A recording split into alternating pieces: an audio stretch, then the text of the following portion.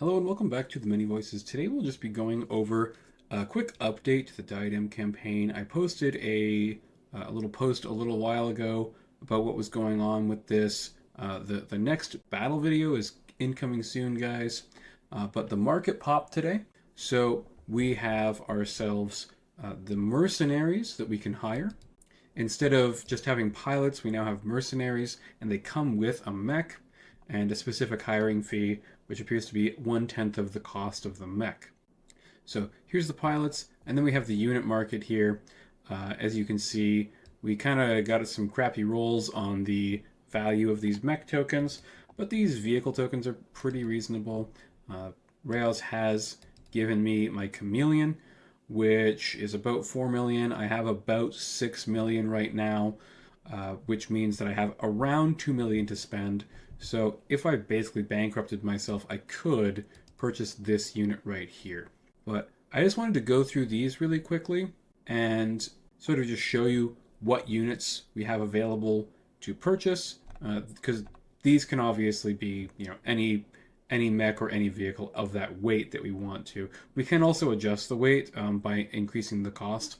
But let's have a quick look at the first mech here, which is the Blackjack BJ3. Now, Raoz put the BJ3X, but that's a weird prototype. And we actually discussed it, as you can see on Master Unit List here. It's actually extinct and has been for about 50 years by the time our campaign is happening, which is 3070. And as you can see on Sarna, it's based on the BJ3. It just has prototype double heat sinks instead of regular double heat sinks. So otherwise the mech is pretty much identical. Now, personally, I'm not really a big fan of having arm-mounted weapons when you only have 12 armor on your arms. That's pretty terrible. The pilot is also not particularly good. He's the worst of the bunch, just being a plain 3/4. He is by far the cheapest to hire, however. Next up is the Highlander, piloted by Immortal. He has weapon specialization Gauss rifle, which gives either a -1 or a -2 to hit. I can't remember which, but that's pretty good. Let's have a look at the Highlander, the mech that he's piloting. Highlander 732, a 353 with a standard engine and 12 heat sinks. It looks as though his heat load is pretty good as a bracket firer. He won't really overheat very much if he only fires the close range or long range weapons, and not both at once. Newly maxed armor on a 90 tonner is pretty scary. He has almost 300 armor. And as you can see, it's pretty well distributed here. The arms and the torso is quite well protected. I think that for a long range mech, it's probably a little bit over armored on the back. If we go over here, we can see that one arm has a hand which allows it to punch pretty well, but unfortunately the right arm does not. And it has some reasonable quirks. Command mech for the +1 initiative is always lovely. Cowl protects it from headshots a little bit better, and reinforced legs means that it can do death from aboves with some really terrifying results. It does have case in both torsos as well to protect the ammo and the explosive Gauss rifle. Overall, out of all of them, I think that this is probably the best mercenary. Next we have Blister, who is the best of the pilots and is piloting the Maelstrom 6K. As you can see, his hiring fee is much higher than everyone else's, even 1 million more than the Highlander pilot. Let's have a look at why that is. The Maelstrom is an 18 million C-Bell mech with an XL engine. It's a 5.8 75 tonner, the highest weight bracket for heavy mechs. It has 231 armor and carries a PPC and a bunch of lasers, including one large laser. It does have 34 heat sinking capacity. You might consider that this is too much for its weapon load, but you should also consider that it has an XL engine, meaning that it's much more likely to get engine crit than a mech without one. Its only quirk is good reputation, which isn't really very valuable to us. Overall, this is a pretty okay mech, but I don't like the big price tag, especially since I'm going to be pretty poor after purchasing my chameleon. The final mech and pilot is Knocker, a 3/3 piloting a Helios 3D. This mech is pretty poorly designed. If you look at my previous video, you'll see that I'm not really a big fan of under-armored mechs. A 60 tonner moving 464 with only 144 points of armor, more than 50 points under its maximum, with only 15 armor on the arms and the legs, it's very vulnerable to being legged or armed. This is a problem considering that most of its main armament is in the arms.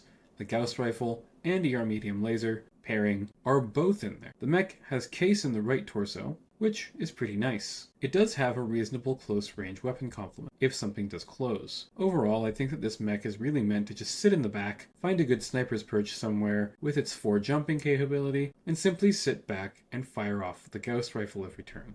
I'm not sure if that's a good investment of almost 600,000 C-bills. It certainly gets you a mech for much cheaper than what you would purchase it for, but if you read the rules here, if we ever lose the mercenary, we're either going to also lose the mech, or we'll have to buy the mech out. I don't really think I'd like to pay 5.7 million C-bills for a mech that is, in my opinion, pretty subpar. The easy to maintain quirk does mean that it could be refitted pretty easily, but I don't think that we're allowed to do that until the mercenary dies. And of course, we could run this into the teeth of the enemy and hope that he dies, but Raoz has some unique pilot death mechanics, meaning that it's kind of unlikely that he will die. That concludes my review of the market.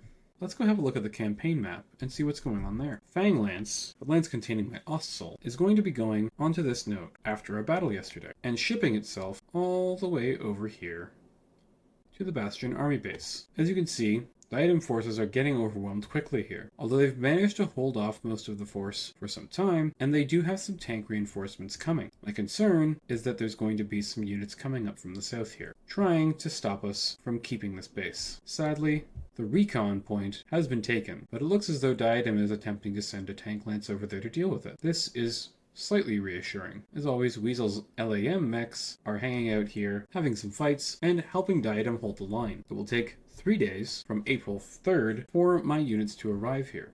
I'm placing the Fang Lance with the Ostsoul on the Bastion army base. I have attached the Dervish to this lance, and it's going to be getting refitted. As for my other units, I've been assigned the job of taking out Renegade before he can link up with the forces here and resupply. My slowest lance is my medium lance, moving at 6 spaces per turn. 1, 2, 3, 4, 5, 6. We should be able to attack Renegade before he is able to link up with these forces. I am slightly concerned, however, that he'll be reinforced by the helicopters. That could be a problem for us. My VTOL Lance is going to begin making its way west to help scout for the push to the south. There we are. VTOL Lance moved. This has just been a quick update from me, the Many Voices, on the Diadem campaign and where we stand. Thanks so much for tuning in. Please like, share, and subscribe. If you know anyone who you think would be interested in my content, send a link on over to them. If you'd like to join the campaign, get in contact with me. Leave a comment below, and I'll talk to Raoz. Thank you once again for tuning in to my Diadem campaign update. I really appreciate any support any of you can give me. Have a great day.